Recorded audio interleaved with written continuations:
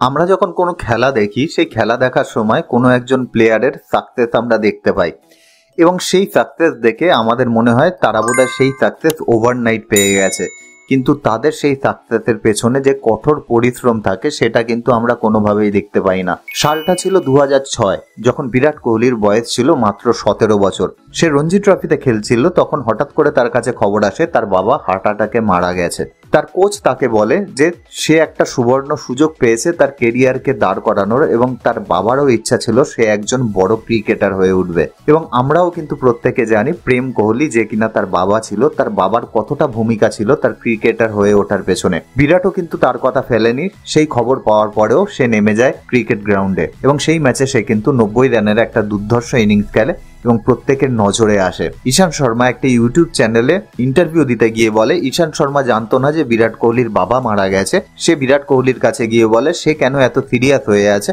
বিরাট কোহলি কিন্তু সেখানে কোনো উত্তর দেয় না, সে চুপ করে থাকে এবং সে তার ক্রিকেট খেলতে থাকে।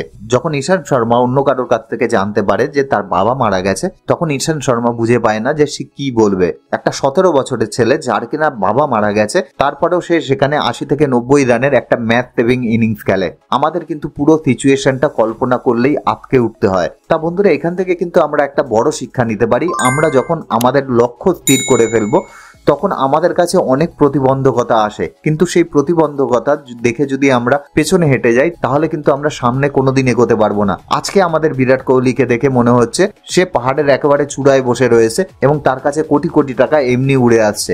এটা কিন্তু তার কাছে এমনি এমনি আসেনি, এর পেছনে কিন্তু তার অনেক হার্ডওয়ার্ক, অনেক স্যাক্রিফাইস রয়েছে।